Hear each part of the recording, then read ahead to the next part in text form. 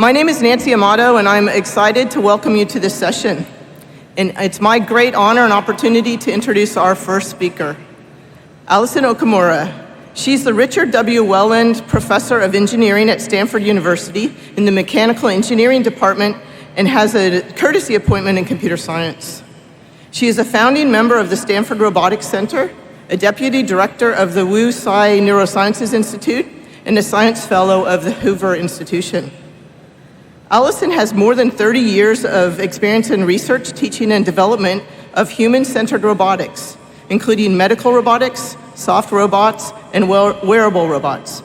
She directs the CHARM Lab, Collaborative Haptics and Robotics in Medicine at Stanford, which develops principles and tools needed to realize advanced robotic and human-machine systems capable of haptic touch interaction. She has also been on the advisory board of companies developing robots for environments ranging from surgical operating rooms to warehouses. She's a fellow of the ICRA and has been recognized for her leadership through numerous awards, including the 2020 ICRA Engineering and Medicine and Biology Society Technical Achievement Award and a 2019 RAS Distinguished Service Award. Allison is also very engaged in robotics and science policy. She has contributed to several iterations of the U.S. Robotics Roadmap, a report that outlines the future of robotics in the United States, including societal drivers, research needs, and challenges.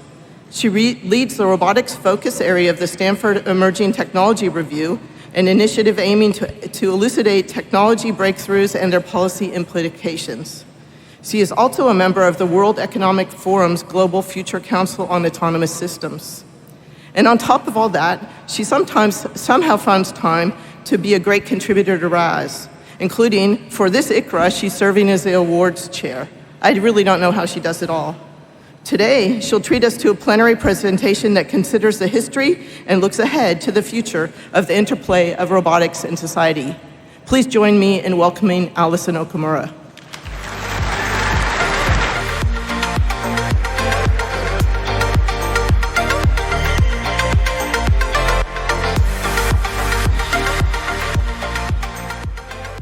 Everyone for coming, and thank you to Nancy for the fantastic introduction. That's what I always say about you, Nancy. I don't know how you do it all.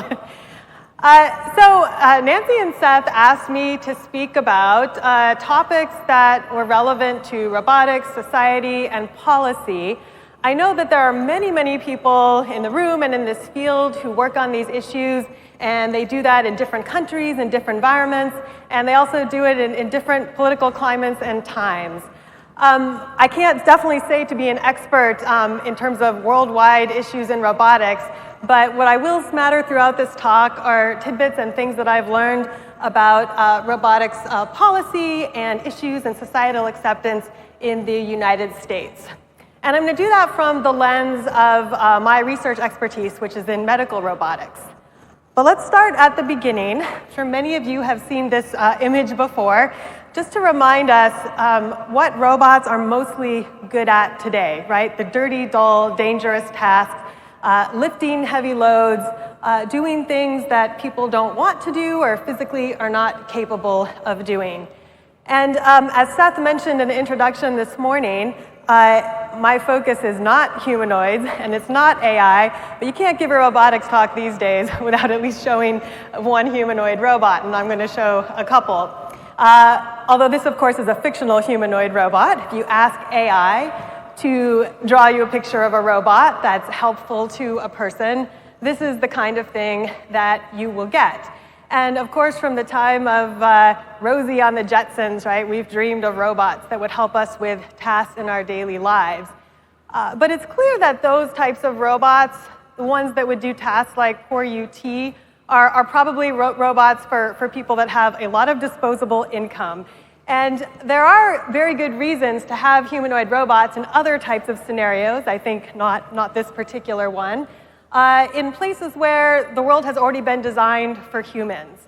I think what's going to be interesting to see is how much we go for these general purpose humanoid robots that effectively try to replicate human activities versus purpose-specific robots that are maybe simpler and cheaper and can do one thing. You could imagine in the long term If you have a lot of special purpose robots in your house, maybe as an older adult, you need help using the toilet, or getting in and out of the bath, or eating dinner. You might have a special robot in each one of those locations in order to help you out. And when that happens, eventually you're going to have so many of these little robots in the home, kind of like an Internet of Things, but an Internet of robots in your house. The costs are going to start to add up, right? And eventually, it might actually make sense to have the humanoid, the one robot that's a generalist, rather than lots of smaller purpose robots. So in talking to economists at the Hoover Institution and policymakers, I think this is one of the big questions, is how is this going to play out? Is it really going to be these generalist humanoid robots, which right now are being mostly developed for things like factory work, or even in space, where it becomes very costly to repurpose things for specialized robots? But eventually, when we go into the home, what is it going to be? These humanoid robots are something that's very much specific. And I will say that I'm on the specific train. We're mostly developing robots that have a very specific purpose, and because of that, narrowness, we can design them, hopefully, more cheaply, more safely, more reliably. Now let's switch over to medical robots. If you ask AI to draw you a picture now of what a medical robot should look like, it might draw you this. Hopefully this is making you laugh inside, or maybe cry inside a little bit. So of course, if you want to have a robot doing surgery, this is not the way to go. You want to have a robot where, in this type of application, form actually does follow function. I will say that in one of the workshops I was at yesterday, someone brought up the point that they kind of learned that in many environments, form can't always follow function, because you need to have the robots be socially acceptable to the people around it. But in a surgical context, this is a professional environment. The person that's using the robot is the surgeon. The patient is passed out on the table, so they don't really care so much what the robot looks like. So it's important that the robot actually has the right design for its function. And in this case, a generalized robot like a humanoid robot, in my opinion, makes no sense whatsoever. So what do these special purpose robots look like? And I will start with a video just to give you a picture, if you're not in this field, of what today's surgical robots look like. This is a system from Intuitive Surgical Inc. And maybe a disclosure that they have supported my research, and also I think about a third of my former PhD students actually work at this company. Trying to develop robots that are as minimally invasive as possible. And these types of robots, they help people in multiple ways. So first of all, of course, they help the patient, because the idea is that you can go into the body through either existing orifices or very small holes put into other locations. And the idea is that you do this in a minimally invasive fashion such that the recovery time is shorter and the chance of infection is much less. And all of this is good for lots of reasons, including the economy. If you want to be, really bottom line about it, right? If you have someone out for surgery, then it takes more time for them to go back to work if they have a longer recovery time. And not only that, people recovering from surgery also are going to need help from other people, right? From caregivers. And if you can't afford to hire a professional caregiver, which actually creates a job, what you're probably going to be doing is having a family member taking care of you, and they can't go back to work, and so that takes away a job. So depending on what your situation is, you may really have a larger economic impact if you have a surgery that you can recover faster from.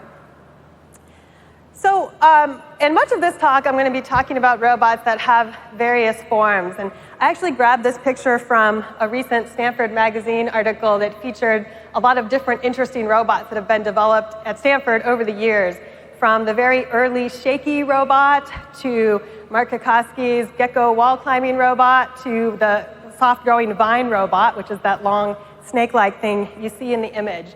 And one of the themes I want for everyone to keep in mind is that these different robot bodies, they have their time, depending on what is the stage of development of our field, and they have their place in terms of what is the application. So I'd like to start by focusing on surgical robotics a little bit more. And I thought I would start this by highlighting one particular example of a robot where the form and the function are extremely well tied together. So this is known as a concentric tube robot, a term that was coined by Pierre Dupont and actually sort of developed simultaneously in a couple of different labs, where you try to use clever mechanical structures in order to make a robot that's dexterous and flexible and can go through very tiny holes into the human body, snake its way through in order to reach targets in the most minimally invasive fashion possible. And you can see in the comparison to a penny there that it's on the order of 1 to 3 millimeters, depending on where in this tubular structure you're talking about. So this type of robot has great potential for applications like surgery, but the reason why I highlighted this particular one is we're going to come back to a totally different type of application that uses the same technology. So one of the things that we need to think about in surgery is what is the role of the human in the loop? And in this case, again, not talking about the patient that's passed out on the table, but rather the surgeon, who is actually the person that's working with the robot. So I thought I'd give an example of a project that we did because we talked to a lot of surgeons and we learned about what it was that either prevented them from using surgical robots, or if they used surgical robots, made them wish that they had more of a larger part in the development process. So I'm going to step back from this image and just talk a little bit about my own experience as a mechanical engineer. So I've been trained as a mechanical engineer, as an undergraduate, master's student, and PhD student. But I cannot fix my car.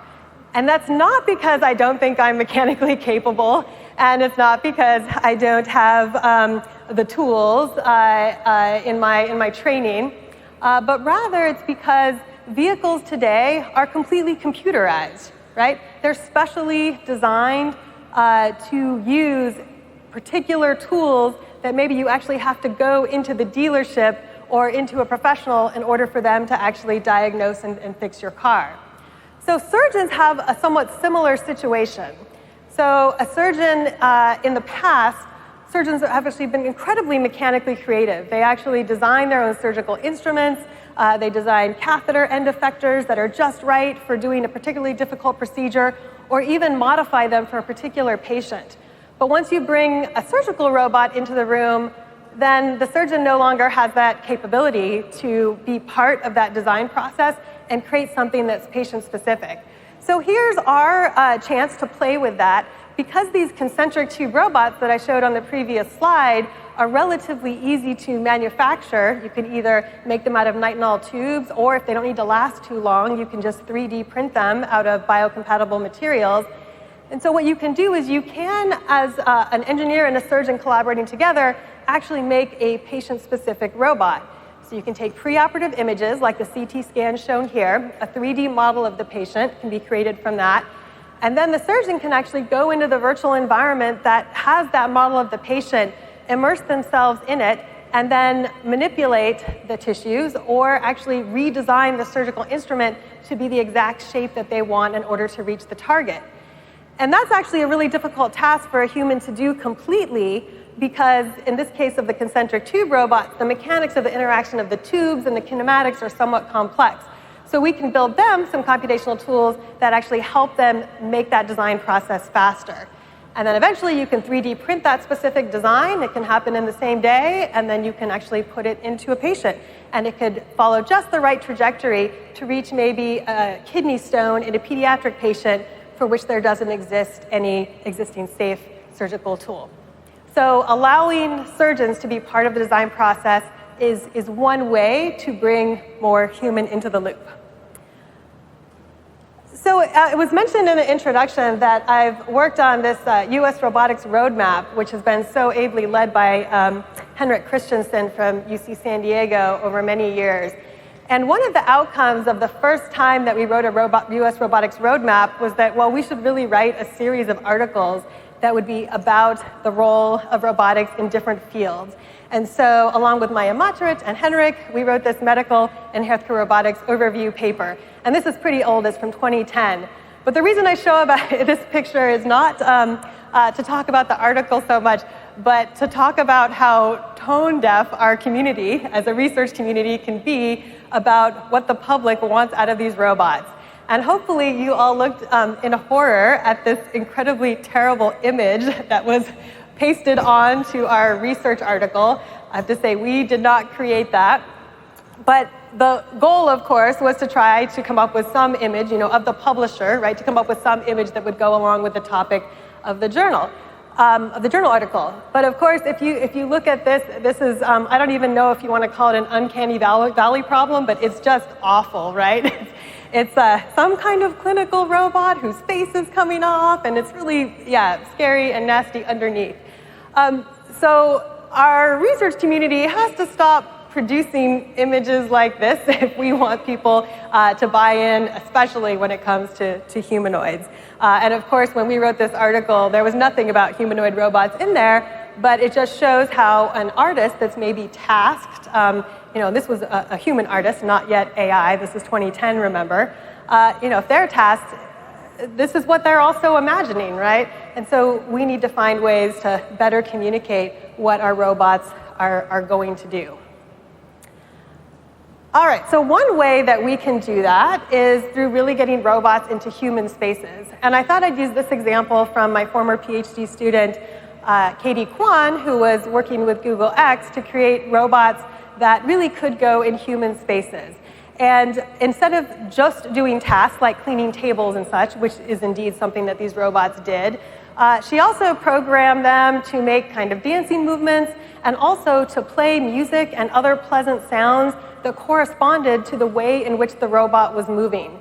And that made people feel not only safe around the robots because those sounds were both pleasant and helped the human predict what kind of action the robot was going to take, but it also sort of creates a sense of joy.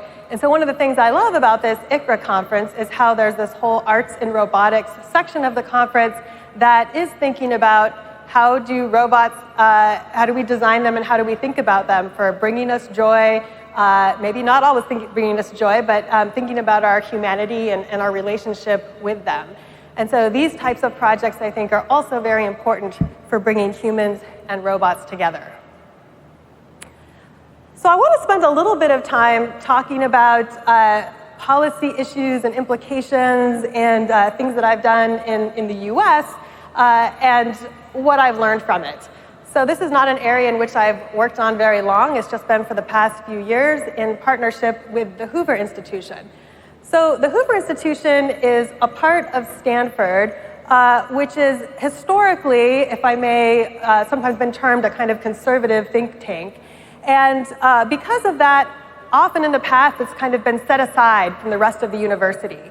And in the spirit of many things, including just having an open dialogue between people with all sorts of different interests, for the first time in the past few years, we introduced this thing called the Stanford Emerging Technology Review, which was the first ever formal partnership between the School of Engineering and the Hoover Institution, which has loads of policy experts, economic experts, military experts, people that really think about what our society needs, or what at least they think our society needs, and they want to learn about the technology, but what's most critical is they want us to help them teach policymakers about the technology.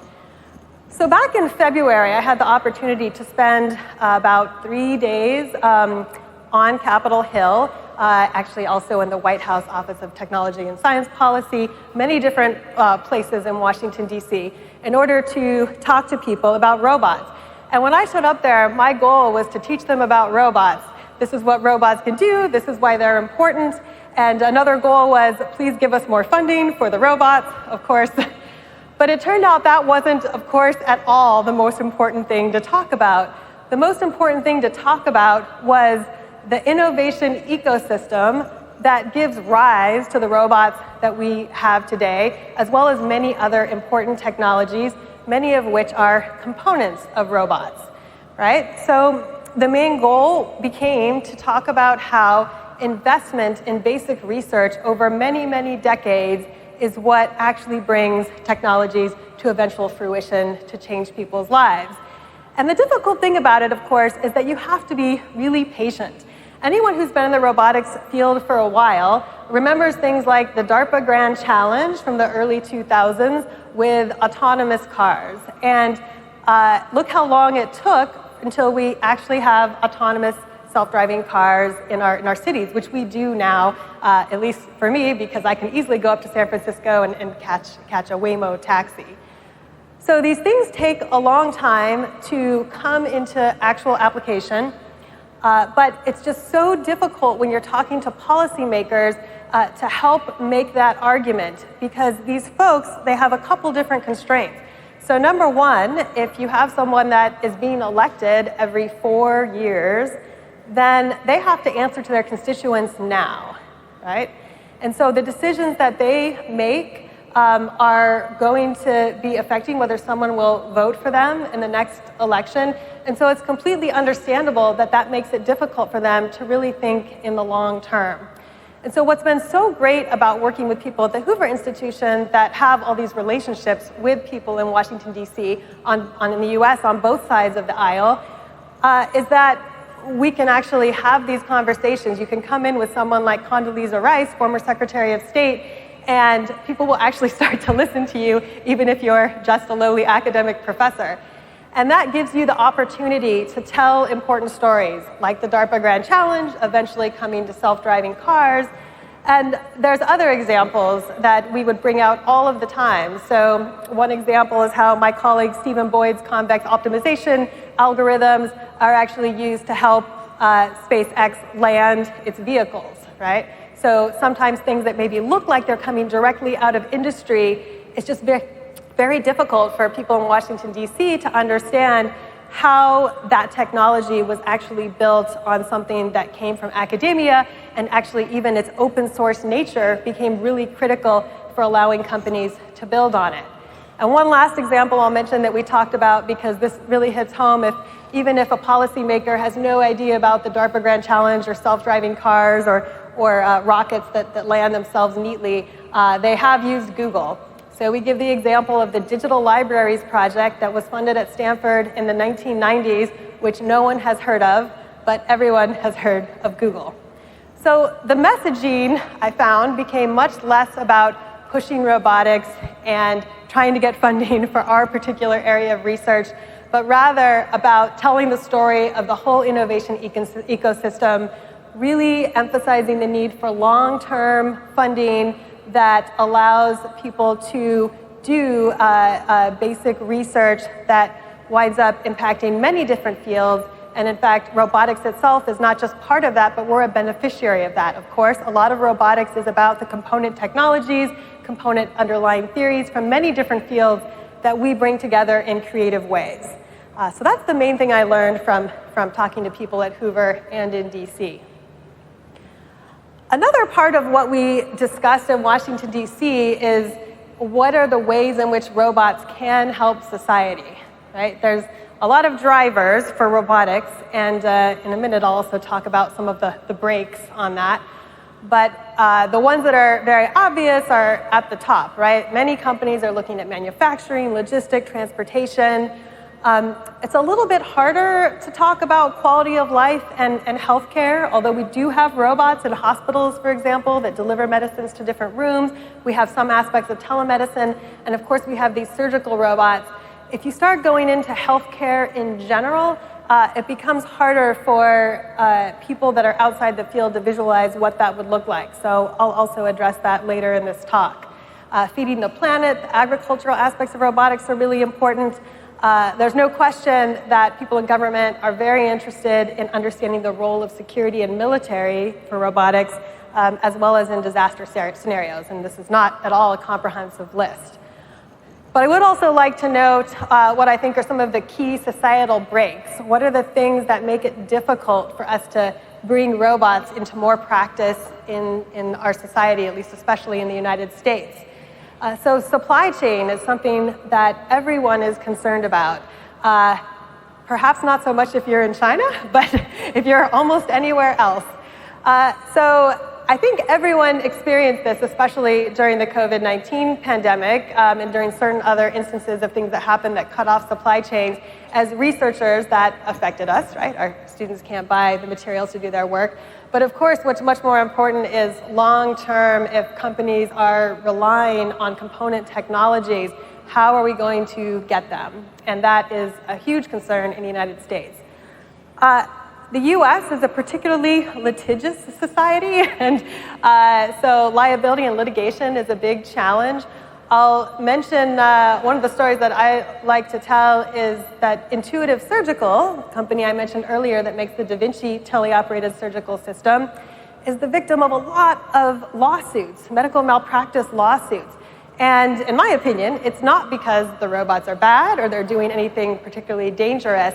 The issue is that if you're a patient and something goes wrong during the procedure and you would like to get some money back to compensate you for your suffering and your time off from work, who do you actually go after in order to get that money?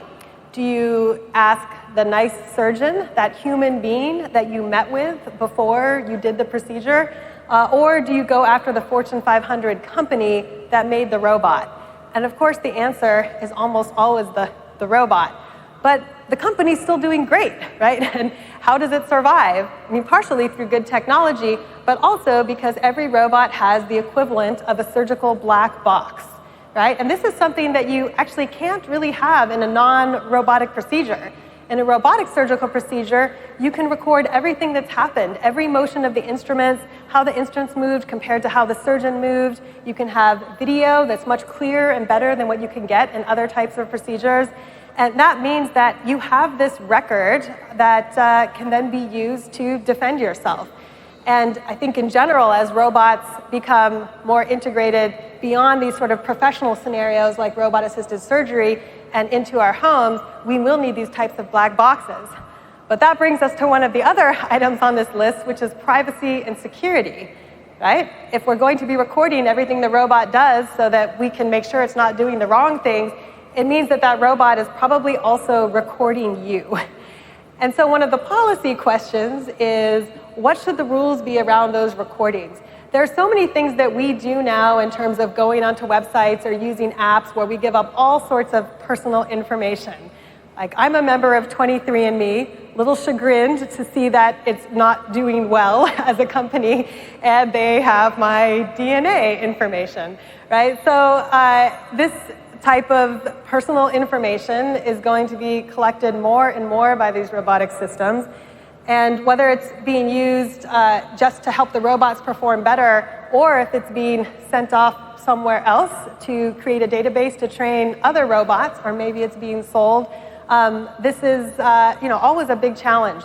And this is not a new issue just to robotics. I recommend a really great book called The Immortal Life of Henrietta Lacks. And it's probably pretty old now, maybe 10 to 15 years old, the book is, but it tells the story of collecting cell samples from a patient decades and decades ago that are now used all over the world in medical studies and to develop new drugs. And so, who owns that information is always going to be a big challenge. So I won't belabor a lot of these points, but these breaks, they are real, and they're things we're going to have to consider. And I would say one of the things that I heard a lot in Washington, D.C. from technology people arguing for just really rapid technology development with no policy is they'll often use a statement like, regulate the application, not the technology, which is an understandable point of view. But I do think that we still will have to be careful about the technology itself, because some technologies just by their very nature have certain dangers to some of these issues that are listed as societal breaks right here. All right, so let's move on to some specific types of challenges that we have. I've listed something here for the United States, but of course, this is a worldwide problem. I think around the past year, it became worldwide that the rate of human replacement has dropped to a sufficient level that we're actually not replacing people as fast as they pass away. And so that means we have aging populations. And this has been well known in many countries. The US is behind the curve here, if you can call it behind the curve. It is definitely now an aging nation, right? And so you can see how these demographic changes are going to become very extreme by the year 2060. So let's think about what that means for society, and then we'll talk about some of the ways in which robots can affect this. So in surgical robotics, as people age, they will need more medical procedures. There will be more surgeries done. And we might want to be thinking about how do we actually increase the throughput and our ability to do this. So there are people working on autonomous surgical procedures, but they're also thinking about ways to maybe make individual surgeons faster and more effective. So one example is my postdoc, Ala Eldon Abdalal, is interested in how do you have an autonomous third surgical arm that would help a surgeon who's actually teleoperating the other two. And that gets us to thinking about, well, you almost think of that like a prosthetic arm or a supernumerary limb. So many of you, I'm sure, have seen these really interesting videos from GZI arms, and other people in the robotics community have also, of course, developed DOC-OC or supernumerary limbs like this one, where the idea is that, well, maybe we can have extra limbs that will help us perform tasks. So it's kind of like having a prosthesis, but an extra one. And one thing I always tell my students is that the way I think about a prosthesis is it's just a teleoperated robot that happens to be attached to your body, unless it's not. In this example, it's teleoperated in a particular project that we did, but especially for gait and locomotion, many of these robot limbs, they actually are autonomous because they can operate like central pattern generators and simply follow the necessary motions. But as we go to more effective upper limb prostheses, more degrees of freedom, there's going to need to be more autonomy because it will be difficult for humans to do those control. But I thought I would talk about a very different type of prosthesis, which itself is not a robot, but is enabled by robots. So I'm part of a large ARPA-H project. If folks have not heard of ARPA-H, it's kind of like DARPA, but for health in the United States. And one of the first projects that they supported was the brainchild of my colleague in pediatrics and bioengineering, Mark Schuyler-Scott. And he put together this team to achieve this really daunting dream of being able to 3D print organs, and in particular, a heart. Now, there's actually a huge need for this. There are many, many people that need heart transplants, and as we have an aging population, we will require replacement organs if we want to be able to sustain life. But it's also, of course, a really hard problem. How are you actually going to develop these tissues? And bioprinting, 3D bioprinting has been around for a long time. So one of the reasons that we're targeting the heart, not that it isn't difficult, but it's actually one of the easiest organs to do this for. Because as a mechanical engineer, I recognize that the heart is really just kind of like a pump, right? It's a muscle, it's a pump. It doesn't have to process chemicals. It doesn't have to filter in very complicated ways. And it actually uses many fewer numbers of different types of cells than any other organ in the human body. So there's many parts that goes into making this work. One of the most important ones being having these bioreactors that actually develop the millions of cells that you need to lay down in order to create the heart. But I'm going to highlight the robotics part of what we're doing.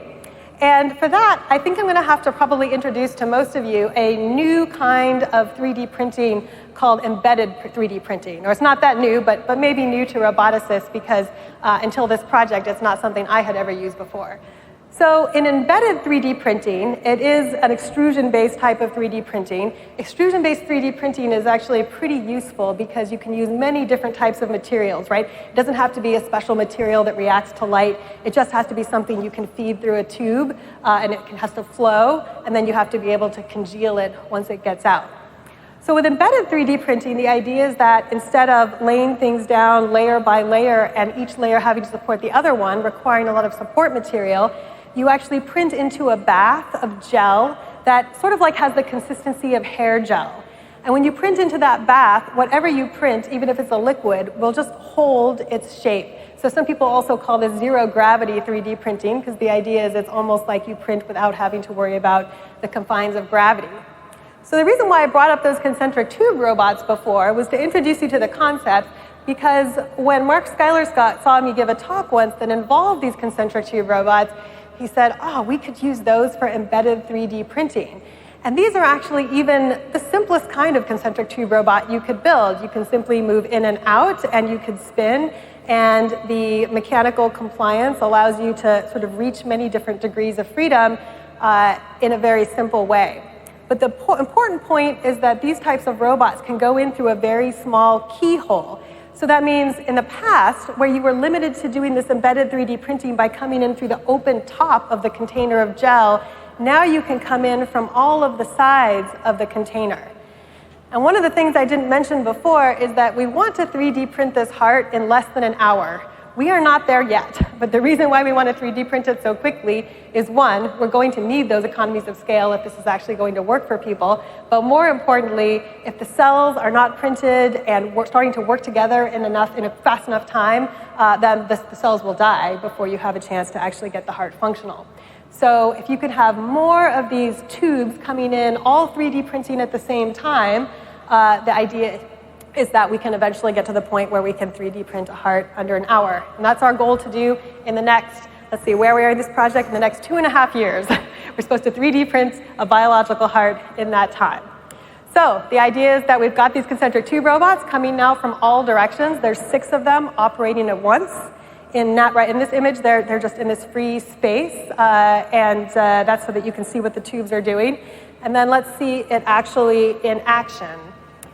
So the famous Stanford bunny is our model here. We start with an STL model, which is the beginning of most 3D prints. We assign different areas of that bunny to different tubes, and then we calculate a distance, based on a distance algorithm, figure out what to print when. And so with work with Max Schwager in the aerospace department at Stanford, who does amazing path planning and multi-robot systems work, we figured out what are the paths that these could take. And so you can see we're not in an hour yet. This is at 50 times playback, but this bunny is suspended in this gel. You can't see the gel because it's clear, but it's floating in the gel, and these multiple tubes are allowing you to get all the different parts of the bunny connected and doing different parts at once. So maybe the path planning isn't totally optimal yet because this robot has fallen behind, but eventually it does finish the bunny. So what about a heart? We are almost at the point now where we've got the bioreactors working so that we can print the millions of cells required, and we've got our Omni printer, we're calling it, to actually print a heart. And so what we've now done is been able to print a heart model. This is actually being printed with carbapole, which is not a biological material, so this is not yet with cells, but we now actually have a heart, and in 4 hours, we can lay out with these artificial materials the main components of the heart that we would need. I love how this last one at the end kind of like pokes on the inside and then finishes up. All right. So the other exciting thing is just digging towards actually implementing this with cells. Just an example showing that we can flow cells through these individual tubes and then be able to show that the cells have viability after that happens. But what about taking these concentric tube robots and actually using them in a different way? So you can nest them in other ways than what I've shown so far, including having 3 inner tubes inside of an outside tube. And that's another way to speed up printing. So if you're making a symmetric object like this mitral valve, and notice that this one finally is at 1 times playback, not tens of times playback, we're able to actually create a mitral valve which has very good properties, and it's already been shown to retain fluid as needed. And again, this can be printed very quickly. I don't think I'm going to wait for it, given the time. So what about the vasculature? This is one of the big challenges in printing organs, is how do you actually perfuse them? How do you get the biological fluids to all of the different places in the organ? So you actually have to create some kind of vasculature. And it turns out that by additionally nesting these concentric tube robots, for example, having 1 tube where 2 tubes come out, and then 2 tubes come out of that, and 2 tubes come out of that, you can create these vascular type structures, and you can have different kinds of generations and create different shapes. So again, this is not yet something that we've tested with biological tissues, but we're getting there. And this is only at 2 times speed, and it'll repeat as well, showing how we can create some vasculature that can then spread and release liquid throughout an artificial organ, or I should say a real organ created through artificial means, in order to have that necessary perfusion. So this is really exciting, and now it's a way of thinking about robots as 3D printers. Of course, anyone that's a roboticist knows that a 3D printer kind of really is a robot, but now we're having to use really difficult and challenging robotics problems and concepts in terms of path planning, in terms of design, in order to take this 3D printing to the next level. I will say, and I'm not an expert in this, so I won't blather on too long about it, but there are also a lot of policy implications and societal issues that might come about when we're 3D printing organs. Some of the great things are, I don't know, my mom used to always be worried that if I put that I was an organ donor on my driver's license, that if something happened to me, the medical professionals would not be as incentivized to save me if they knew they could use my organs. I never particularly worried about that, but some people do. So maybe more people would be willing to be organ donors, actually, if there were other alternatives like this. Another way that people are trying to do this, of course, is by using animal organs, or even raising specialized animals that have been, I should just say, biologically treated to produce organs that would fit into humans. But many people, of course, naturally think that there's lots of ethical issues with that as well. So 3D printing organs could solve some of these ethical issues that we already have and try to address them. But it also brings to mind other ways in which we might enhance our bodies, and who has access to that technology, how much will it cost. So lots of interesting and challenging questions about that. But I'm going to go back now, instead of thinking about sort of surgical approaches to making people more healthy, going back to this issue of an aging nation and what are kind of non-invasive ways of helping patient populations, or not even patient populations, just people as they grow older needing assistance of various kinds. So I will start with stroke, which is worldwide a huge cause of death, but also a huge cause of disability, both cognitive as well as physical. And if you have someone with a physical disability, of course, they go to the hospital at the onset of stroke. They're usually in an inpatient facility for a while. And then after that, they might have one of several paths. It might be that they go to an outpatient facility and they have external therapy, and that can work well if it's not too bad of a physical disability afterwards. People that either don't have access to the right kind of health care, or even if they do, but they just need more care, they might go to a skilled nursing facility or a group home. And there's lots of data that shows that when people go to a home, their rate of decline is usually pretty bad, worse than if they were at home. So one of the ideal things is that someone can go home, but that means that they're usually being cared for by family members or unpaid caregivers. So one of the really interesting things for policy is, how is caregiving seen and compensated in our society? Right? Caregiving, at least in the United States, and this may not be true worldwide, is seen as something that we should just do because it's an empathetic, right thing to do. But there isn't really finances or any kind of laws or government policies to actually help and encourage people to do that. It's just seen as something you do because it's right, and not everybody has that opportunity. So with stroke in particular, this is just going to become more of a problem as people get older. And so we're going to need to find ways of performing rehabilitation.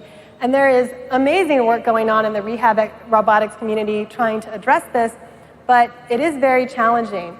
So I thought I'd mention one project that we're working on, trying to bring this to people in the lowest cost way possible. And it only addresses one tiny part of the stroke problem, but one that is really detrimental for a lot of people, and that is spasticity, which is poor muscle tone that occurs after a stroke. So people often have grip that they can't actually open their hands, and there's a large worldwide prevalence, and then also, of course, in the US, and there are really not many ways to treat it. So this is not exactly robotics, but I do haptics and robotics, and so I always lump them together. And so there's a lot of interest in vibration feedback, which is now a very cheap form of haptic feedback due to the commoditization of vibration devices that are in all of our cell phones, and in my case, even my watch. And so it turns out that you can use this passive tactile vibration, this kind of stimulation, to address the spasticity and poor muscle tone after stroke. And we've done this with patients who have actually been able to wear this glove-like device. And the important thing is it's not exactly a glove, because a glove would be really hard to put on if you have spasticity in your hand. And so our alternative is that we have a kind of set of straps that have vibration motors embedded in them. And these pictures that you see up here are not ones that we, the researchers, took, but some of our participants loved their gloves so much that, well, number one, some of them didn't want to give it back to us. They lost it. But in other cases, they took pictures of themselves using this device as they went about their activities of daily living. And these participants were able to use it to actually improve the ability to open the hand, as shown in this video, as well as just use it and have it on for 3 hours a day over a period of 8 weeks. And we did compare this against one of the current standards of care. You might be surprised, but Botox, the same one that I guess people inject in their face to get rid of wrinkles or something like that, I wouldn't know, never use that. Botox, however, also can be used to relax the muscles that are in the hand in order to reduce spasticity. And we found that our device, which we're calling Touche, actually does a better job both achieving reduced spasticity and then also maintaining it after the vibrations stop. And we would like to do a much longer trial to understand the impacts. But I'm hoping that we can find more tricks, more clever ways of providing rehabilitation with these low-cost devices that can be distributed. So let's talk about one last topic, which is not necessarily for stroke, but for older adults in general. Once you go home, how do you actually care for someone? Or even if you are at a nursing facility, how do you make that experience as effective as possible? So I'm going to take a little aside to introduce you to a different technology before I give some examples of this, because these devices are going to seem really weird unless I explain where they come from. So my lab, starting with Elliot Hawks and Laura Blumenshine quite a while back, developed these soft-growing, what we call vine robots that evert, and in order to do that, they extend. So there's a few videos showing here of how they can start from a very compact configuration, and then by pumping it full of air, other fluid, they can grow and get very long. And if you're having trouble imagining how this works, you can imagine these water snake toys if you've ever played with them. That's an elongated toroid. In our case, we have a whole spool of the material that comes out and grows a very long distance. And we're very excited about using these vine robots for all different kinds of applications, going through small holes, lifting objects. They can wrap and pull on human arms. And I have some students starting a company to use them to do pipe inspection, especially for trying to look for damage in pipes, as well as do inspection in industrial situations. But one of the reasons I'm most excited about these vine robots is that I do actually think we can be inspired by these to create technologies that will help with healthcare in the clinic and at home. So one of the problems with anyone who has to be moved around and has limited mobility, especially the elderly, is that you have to do these patient transfer tasks. So this video is some nurses demonstrating a patient transfer task where you have to get a kind of sheet underneath the patient, and then you attach them to what's called a Hoyer lift in order to pull them up and then move them off the bed and sit them down. And this is not a patient, it's one of our nurse collaborators showing how it's used. Okay? And we're not yet solving this whole problem, but I'm sure there's brilliant roboticists out here in the audience who could figure this out. The one part of this that I'm most interested in is how do you actually get under the patient with that sheet? Instead of having two nurses have to roll that patient around, could you even do it with one person, which would greatly increase the efficiency and lower the cost of healthcare, and maybe even allow someone's parent or child to do it for them? So this is a project that is in collaboration with Harry Asada's group at MIT, and I want to give a special shout out to Kentaro Barheit and Godson Osele. Godson's my student, Kentaro is Harry's student, where we've made a kind of vine robot sheet that can grow under a patient. And so I'll show this video, first just showing how this sheet-like vine robot, and I should note that there are some other groups as well that have worked on this kind of thing, but I think we're the first ones to actually attach it to a sling in order to move a patient. Again, not a patient, but some student in Harry's lab. And the person who's actually putting this thing together is Tegan Sullivan, who's an undergraduate researcher on the project. And so as one person now, she's able to have this sheet-like vine robot grow under the patient, move them into a chair, and in a second, we will see this process reversed. All right, so that is interesting. I'm going to end with one other example that's really fun, which is dressing. So if you have an older adult or other mobility issues, how do you get clothes on someone is a big challenge. Also, wouldn't we all like an Iron Man suit? So the Iron Man suit, of course, that stuff comes from Marvel, but I want to give a shout out to David Held's group, who had this really nice work published in RSS in 2023, where they were trying to address, as many other researchers have, this really difficult problem of being able to dress people. And in their case, they were doing it by taking lots of data about what it looks like when a robot pulls clothes onto a human and trying to learn from that.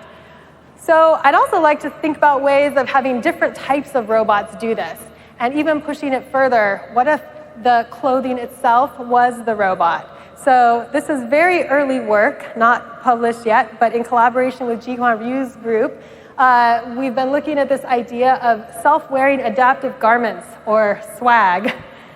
We love acronyms. And the idea is that you could use Vine robots to help push material onto the body, like in these cases, right?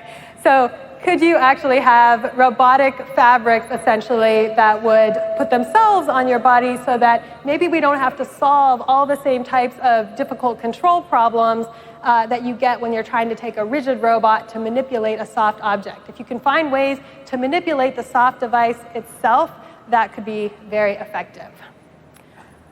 So I want to close by first hoping that some of these interesting examples kind of inspired you about all the cool things that robots can do, even if they're not humanoid robots. But I also want, as we have many diverse types of robots in this image, talk a little bit about what I appreciate and see in our robotic society and the culture of our field. Robotics, I think, is amazing. There is no field of research that I would rather be in than this one. And the reason why is because we take all comers, from the perspective of coming together internationally like we are today, from the perspective of different fields, right? Not only do we have various types of engineers in the audience, but I bet you there are some psychologists here, some educators, people that come from the field of medicine. All sorts of people are welcome in our field to contribute, give us feedback, and there are so many different needs that go into robot design that it means someone from any background can come and contribute. So I hope with that spirit, you have a wonderful time collaborating and speaking for the rest of the conference, and I'm happy to take questions. Thank you, and to my sponsors.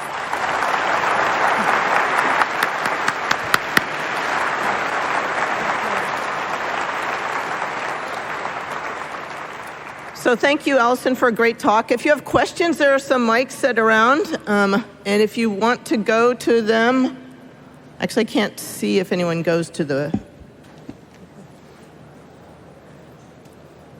Do you see anyone? Yeah, hi. Can I ask a question? Absolutely. Is that you over there? Yeah, hi. I was wondering, how do you... you mentioned robotics is so interesting. Currently, there's still a bit of a confusion. There is engineers, there's AI people, computer science, etc. Do you see maybe, how do you see the current state of the education of roboticists, and how would you change if you changed anything? Yeah, that's a great question about how do you educate roboticists. I mean, no one can be an expert in everything, right? And so in my view, you do the thing you love and you make that important. The field, it's a beautiful mess in the best way possible. And I have to say, actually, I remember, I'm going to give a quote from Aude Biard. And Aude, if you're here, I don't know if you remember this, but I once saw Aude on a panel where someone asked her, she was giving advice about how to train young engineers. And someone asked Aude, how do you correct your students' deficiencies? How do you get them to learn the things that they don't know? And what she said was, that is not what I do. I teach them how to build on their strengths. And so that's what I think that everyone should do. And I always keep that quote in mind when I think about teaching students. Thanks. Can I ask a question? Yes. Sure. We don't know where you are, but Okay. Yeah. So I was wondering for the clothing robot, like could you wash those robots? Like, because here. for garment, I would expect like I would do a laundry and change it every other day. So currently I'm wondering what's the washability of the garment robot that you presented? Yeah, so the one that we've showed so far is extremely simple. You could just unplug the hose and nothing, everything that's left is just fabric, and so you could wash it. But I wouldn't claim that it's not a product yet. It's not even a paper yet.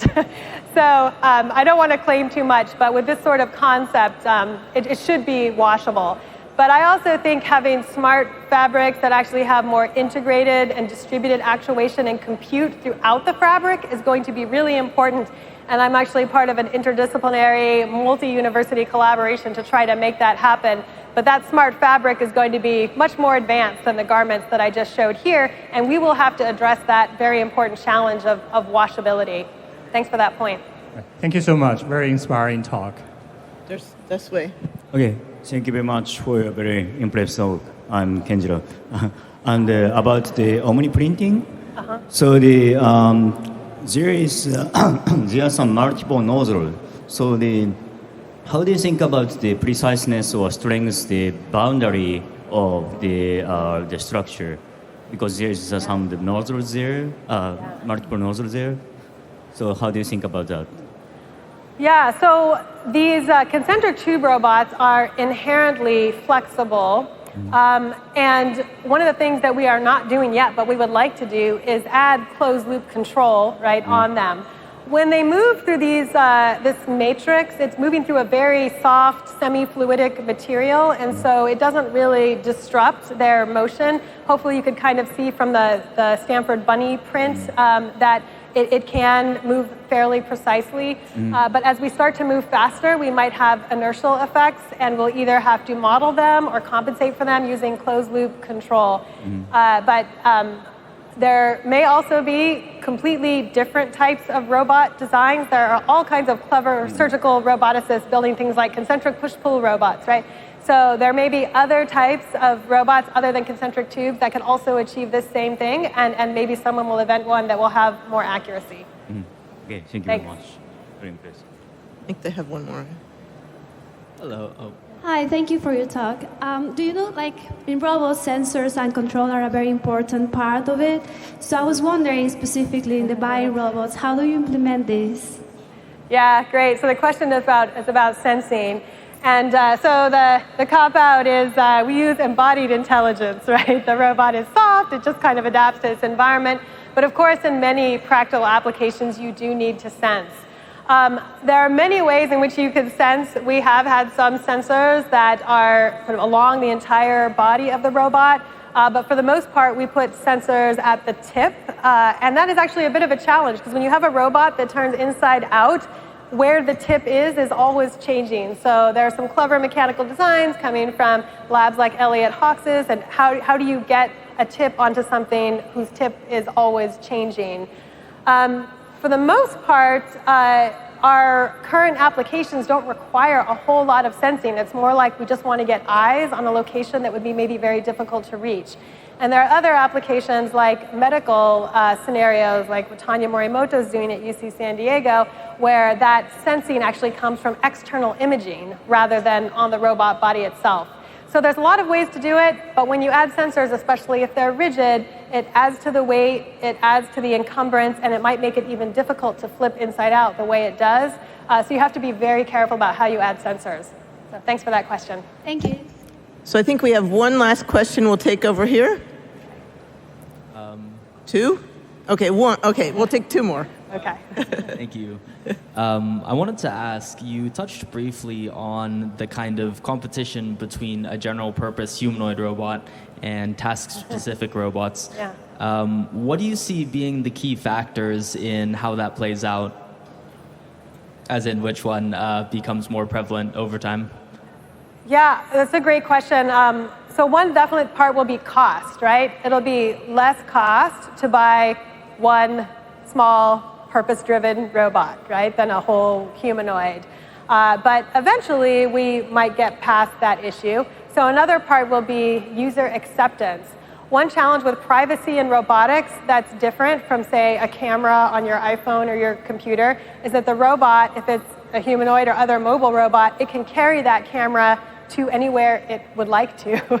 And so you may have more privacy issues with a robot that has some mobility versus a robot that only stays in one place. So those are just 2 issues, but I think there will be many more. Thanks. Thank you.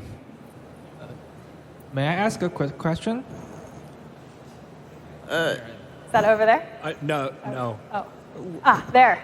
Here. Talking about your talk on the Last one. 3D embedded printing for the heart, I see it's printed within a jelly-like liquid, right? And at last it was sealed in the liquid, and it seems that the liquid is sealed within the heart. And do you know how to make them out of the artificial organ? Because it should be stable so that the print process can proceed. So after the printing, how to move them out? Yeah, that's a good question. So the heart will have to have some entrance and exits, right? It has to have a way of flowing fluid through it. And so the idea is you would just, wash it out in the same way that fluid would normally flow through the heart. But if I'm misunderstanding your question, I'd be happy to answer more of it later. Okay, thank you. And now the very last question over here. You've been patient. One last question. Thank you for the talk. I've been noticing that there is a disconnect between the science and research communities and policymakers generally. As a person who coordinates between the 2 groups, have you noticed that discrepancy? And if so, what do you think can be done about that as members of the research community? Yeah, so part of the reason I got involved with the Hoover Institution and the Stanford Emerging Technology Review was in large part to try to produce documentation, whether it's written documents or videos or having meetings where they at Hoover are teaching me as a researcher to speak in an appropriate language. And when I spent 3 days in Washington, D.C., one of my colleagues from Hoover said, "Oh, the Allison on day 1 was terrible. The Allison on day 3 was so much better. Just in 3 days, I learned so much about how to, speak a language and put things in terms that could really be understood." And this is not to imply a lack of intelligence or anything like that. The people that we're working with in DC, people we're trying to convince about our technology, they are super smart. They just have a different language in their field. And if we want to convince them, it's our job to meet them. And so that's something I think all of us could do a better job at. And part of it has to do with not being tone deaf in the way that we speak about robots or make pictures of robots. Happy to discuss more. Thanks. Awesome. Thanks so much. Great question. Let me just say that's something that RAS wants to really work hard on, and we've started working on it, and Allison has signed on to help us with that too. So with that, let's give Allison a great thanks